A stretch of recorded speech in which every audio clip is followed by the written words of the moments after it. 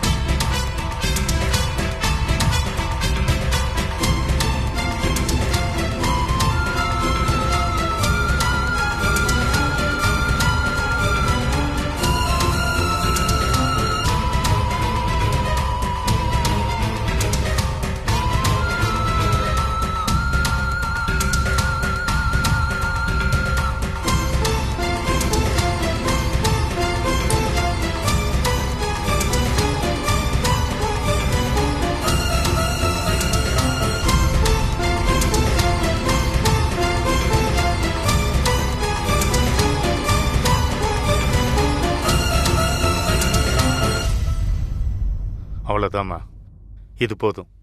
இதுக்கு மேல என்ன பண்றது, எப்படி பண்றதுன்னு எனக்கு தெரியும். சந்தோஷ் கிட்ட லீகலா கையெழுத்து கேட்போம். போடலைன்னா கேஸ் போட வேண்டியதா.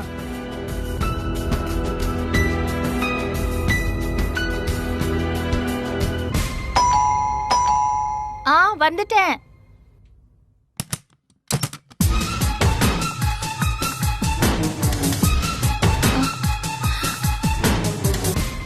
சமந்தி, நீங்களா? வாங்க வாங்க, உள்ள வாங்க வாங்க வாங்க. சமந்தி, உட்காருங்க உட்காருங்க. பரவாயில்ல, இருக்கட்டும். உங்க பையன் இருக்கான், உள்ள இருக்கான். கூப்பிடுறேன். குட்டி குட்டி.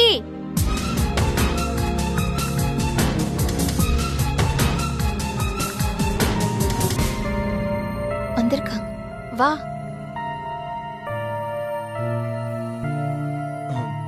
வாங்க மாமா, வாங்க உட்காருங்க. அம்மா இருக்கட்டும். காஃபி ஏதாவது எடுத்துட்டு வாங்க. நான் காஃபி எடுத்துட்டு வந்துடுறேன், நீங்க உட்காருங்க உட்காருங்க. தம்பி, உங்க வீட்டுக்கு நாங்க ஒன்று விருந்து சாப்பிட வரல. எங்க பொண்ணு மனசால பட்ட காயத்துக்கு மருந்து போட வந்திருக்கு.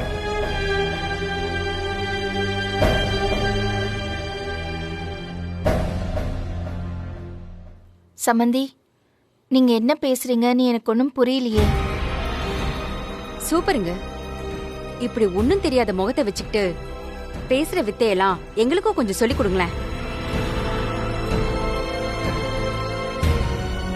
என்ன சமந்தி, வந்ததுல இருந்தே கோவமா இருக்கீங்க? அவங்க புருஷன் பொண்டாட்டி, ஏதோ அவங்களுக்குள்ள. நிறுத்துங்க. இங்க பாருங்க, நாங்க ஒன்னும் எங்க பொண்ணு ஏதோ கோவத்துல வந்துட்டா மறுபடியும் கூட்டிட்டு வந்து விட்டுட்டு போறோன்னு சொல்றதுக்காக இங்க வரல. இதுக்கு மேல எங்க பொண்ணு உங்க பையனோட வர்றதுல அர்த்தம் இல்லைன்னு சொல்றதுக்காக வந்தோம்.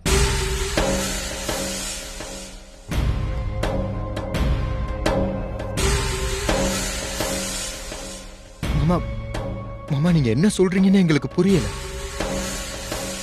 மாமா, நீங்க என்ன அன்னைக்கு அடிச்சத கூட நான் மறந்துட்டேன். மாமா, பவி கூட சேர்ந்து பழையபடி இருக்கணும் தான் மாமா நான் இப்போ வரைக்கும் நினைச்சுக்கிட்டு இருக்கேன். என்ன தம்பி, நல்ல புள்ள மாதிரி பேசறதா நினைப்பா? இந்த அறிவெல்லாம் இன்னொருத்தைய தேடி போனீங்கல்ல, அப்ப யோசிச்சிருக்கணும். இங்க பாருங்க, என்னோட பையன் மேல எந்த தப்பும் இல்ல. என்னோட குட்டி அந்த பொண்ணு கிட்ட தப்பா நடந்துக்கல. யாரும் இல்லாதவ ஊருக்கு புதுசுன்னு சொல்லிதான் அந்த பொண்ணுக்கு உதவி பண்ண போனா. வேற எந்த தப்பும் பண்ணல என் குட்டி. வைதேகி, எதுக்கு தேவையில்லாம அவங்க பையனை பத்தி தப்பா பேசுற? அவங்க பையனை ஒழுங்கா தான் வளர்த்துருக்காங்க. நாம தான் நம்ம பொண்ணை தருதலையா வளர்த்துருக்கோம். இங்க பாருங்க, உங்க பையன் உங்களுக்கு நல்லவனாவே இருந்துட்டு போகட்டும். இந்த மாதிரி நல்லவன் எங்க பொண்ணுக்கு வேண்டாம். அதான் ஒரு முடிவோட வந்திருக்கோம். வைதேகி, அதை எடு.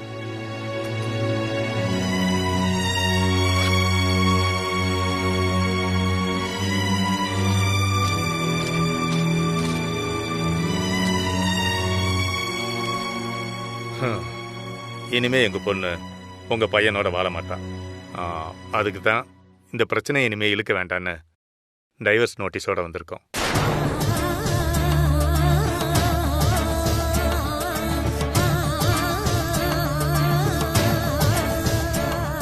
என்னது?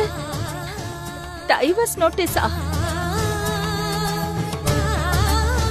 சம்பந்தி, அவங்க சின்ன சிறுசுங்க. இப்பதான் அவங்க வாழ்க்கைய ஆரம்பிச்சிருக்காங்க. அதுக்குள்ள இப்படி முடிச்சு வைக்க பாக்குறீங்களே, இது உங்களுக்கே நியாயமா இருக்கா சம்பந்தி? நியாய அநியாயத்தை பத்தி எங்க கிட்ட கேட்காதீங்க, உங்க பையன் கிட்ட கேளுங்க.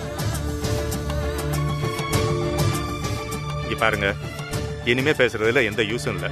தேவையில்லாம பிரச்சனை பண்ணாம உங்க பையனை இந்த விவாகரத்து நோட்டீஸ்ல கையெழுத்து போட சொல்லுங்க. அதெல்லாம் முடியாதுங்க.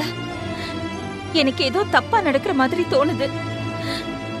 என்னோட பவி இதுக்கெல்லாம் ஒத்துக்கவே மாட்டா. என்ன சொன்னீங்க? எங்க பொண்ணு ஒத்துக்க மாட்டாளா? அவ முழு மனசோட ஒத்துக்கிட்டு தான் கையெழுத்து போட்டு கொடுத்திருக்கா. நீங்களே பாருங்க. என்னங்க, அத கொஞ்சம் காட்டுங்க. இத பாருங்க.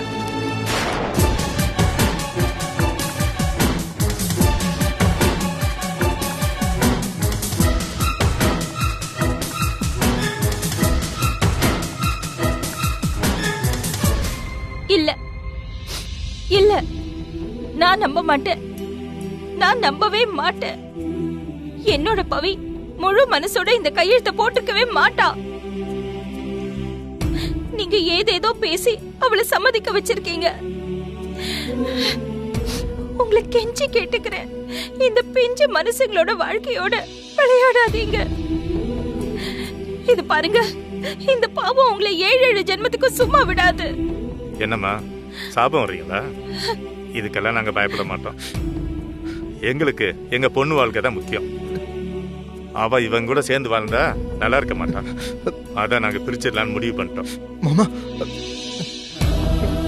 மாமா நீங்க என்ன சொன்னாலும் நான் கேக்குறேன் மாமா. பவிக்கிட்ட நான் எத்தனை தடவை வேணாலும் மன்னிப்பு கேக்குறேன். தயவு செஞ்சு எங்களை பிரிச்சிடாதீங்க மாமா. இங்க பாரு, ஒழுங்கு மரியாதை கையெழுத்து போட போறியா இல்ல உன் மேல கேஸ் போடணுமா? எதுக்கு நாங்க தயாரா தான் இருக்கோம். என்ன சம்பந்தி, நாங்க எவ்வளவு சொல்றோம், அப்ப கூட நீங்க நம்ப மாட்டேங்கிறீங்களே. இங்க பாருங்க, சம்பந்திக்கு மதியம் கூப்பிடாதீங்க. கேட்கவே அருவருப்பா இருக்கு.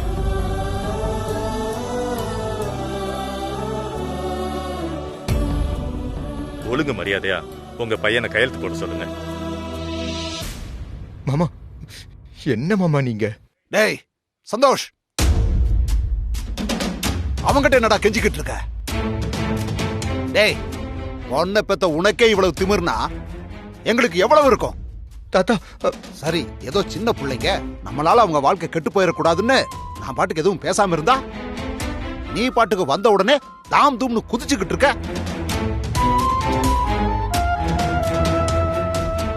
டேய் சந்தோஷ், அந்த பேப்பரை வாங்கி கையெழுத்து போட்டு அவன் மூஞ்சிலே விட்டுறான்.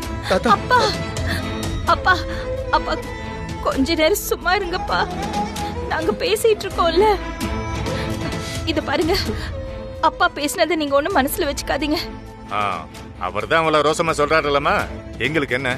ஒரே ஒரு கையெழுத்து வேணும், அவரை போட்டு கொடுக்க சொல்லுங்க.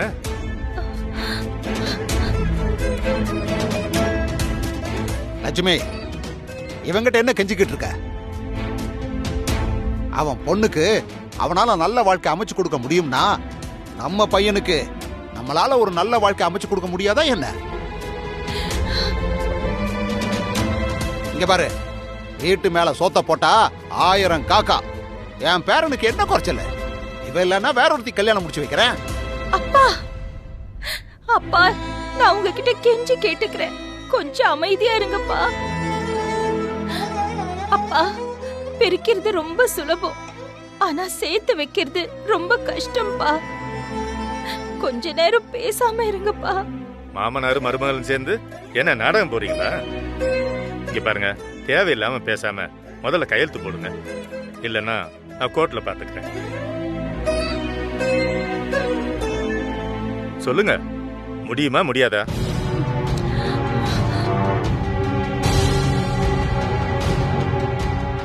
வைதேகி, வா போகலாம். இதை எங்க பாக்கணுமோ அங்கே பாத்துக்கலாம், வா. மாமா, கொஞ்சம் நில்லுங்க.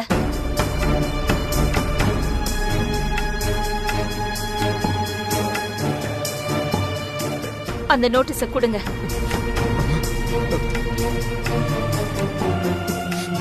மாமா,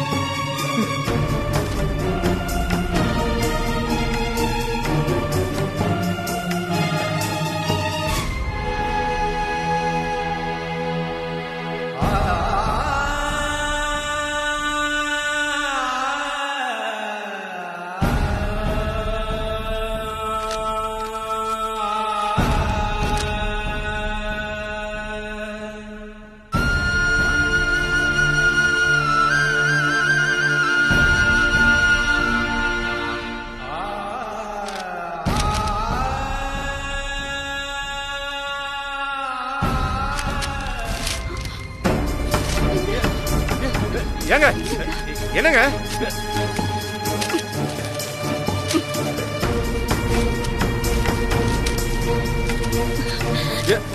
என்னங்க, என்ன பண்றீங்க நீங்க?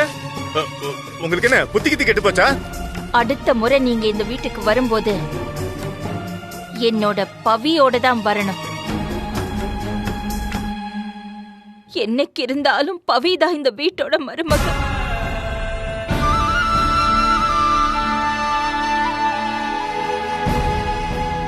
அதுல எந்த மாற்றமும் வராது. நீங்க போலாம். நோட்டீஸ கிழிச்சு போட்டா எங்களால ஒண்ணும் பண்ண முடியாது நினைச்சீங்களா? பாடி, இதை எப்படி ஹேண்டில் பண்றதுன்னு எனக்கு தெரியும். வா.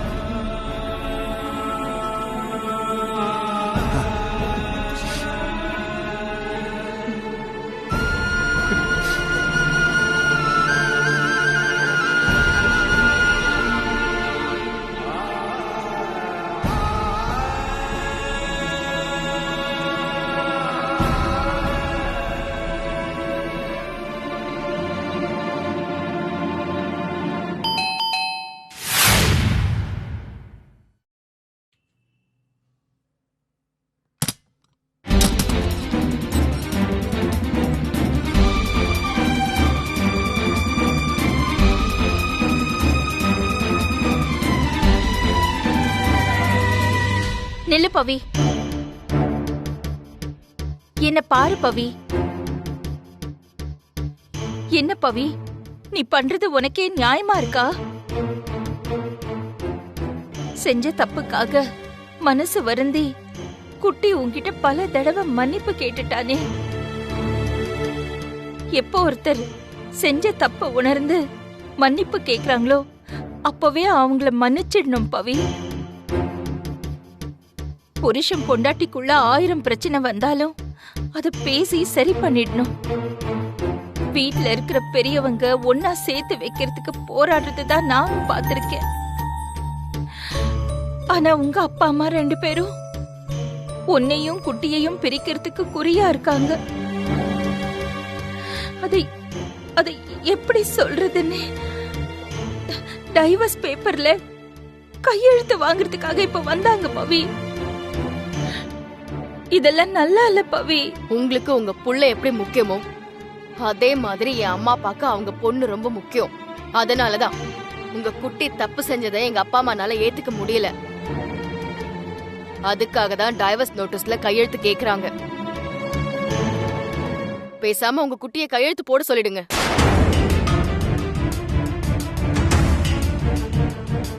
பவி, என்னது கையெழுத்து போட்டு கொடுக்கணுமா? நீயா இப்படி பேசுற? நீ இப்படி எல்லாம் பேச மாட்டியே பவி. யாரு உன்னை இப்படி எல்லாம் பேச சொன்னது? சொல்லு பவி, யார் உன்னை இப்படி எல்லாம் பேச சொன்னது? வேண்டாம் பவி, வேண்டாம். என்ன கோவமா இருந்தாலும் நம்ம பேசி தீர்த்துக்குவோம். இந்த மாதிரி விஷயத்துக்கெல்லாம் இவ்ளோ பெரிய முடிவு எடுக்க வேண்டிய அவசியமே இல்ல. இந்த மாதிரி எண்ணம் எல்லாம் உனக்கு இல்ல. யாரோ உன்னை தூண்டி விட்டுதான் நீ இந்த மாதிரி எல்லாம் பண்றேன்னு எனக்கு தோணுது. அதான் அந்த டைவர்ஸ் நோட்டீஸை நான் கிழிச்சு போட்டுட்டேன் பவி. யாரும் என்ன தூண்டி விடல, நானா தான் முடிவெடுத்தேன்.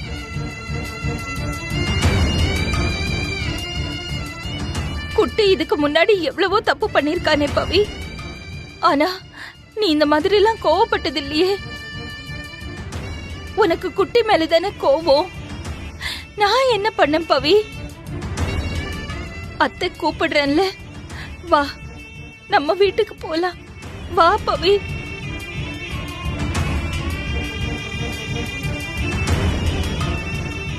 எனக்கு அவன் மேல இருக்கிற கோவத்தை விட உங்க மேலதான் அத்தா அதிகமா கோவம் இருக்கு.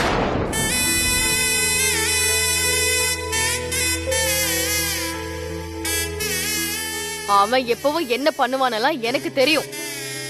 ஆனா நீங்க இத்தனை நாள் இல்லாம இப்படி ஒரு விஷயத்தை என்கிட்ட இருந்து மறைச்சிட்டீங்கல்ல. நான் என்ன பண்ணேன் பவி? நான் அப்பவே காரணத்தை எல்லாம் சொல்லிட்டேனே. நான் எது நடக்க கூடாதுன்னு நினைச்சு பயந்தேனோ அதுவே இப்ப நடந்துரும் போல இருக்கே.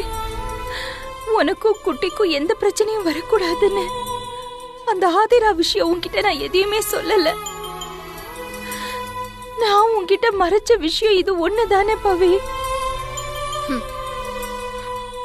தெரிஞ்ச ஒரு விஷயம் தெரியாம எத்தனைன்னு தெரியலையே. நான் உங்க மேல வச்சிருந்த நம்பிக்கை, பாசம் எல்லாத்தையுமே இந்த ஒரு விஷயத்துல சுக்கு நூறாக்கிட்டீங்க அத்தை. ஏன்னா அவன் உங்க புள்ள, நான் வெளியேந்து வந்தவதானே. மகனா மருமகளான்னு வரும்போது நீங்க உங்க குட்டிக்கு தானே சப்போர்ட் பண்ணுவீங்க. போதும் பவி, போதும். வார்த்தைகளை விட்டுறாது. உங்க புள்ள தப்பே செஞ்சிருந்தாலும் அவனை விட்டு கொடுக்காம அவன் பக்கம் தானே நிக்கிறீங்க. அப்படியெல்லாம் இல்ல பவி. இல்லதான். நீங்க என்ன ஆனாலும் உங்க பையன் பக்கம் தான் நிப்பீங்க, மாற மாட்டீங்கன்னு எனக்கு தெரியும் அத்தை. நியாயமா பார்த்தா பாதிக்கப்பட்டவன் நான். என் பக்கம் தானே நீங்க நிக்கணும். பவி, எனக்கு நீயும் முக்கியம், என்னோட குட்டியும் முக்கியம். அது நடக்காத அத்தை. நானா சந்தோஷான்னு நீங்களே முடிவு பண்ணிக்கோங்க. யாரு முக்கியம்னு நீங்க தான் டிசைட் பண்ணணும். நான் முக்கியம்னு ஃபீல் பண்ணீங்கன்னா என் பக்கம் வாங்க. இல்ல உங்க குட்டி தான் முக்கியம்னா அவன் பக்கமே போயிடுங்க. சும்மா இப்படி வந்து தொந்தரவு பண்ணாதீங்க அத்தை.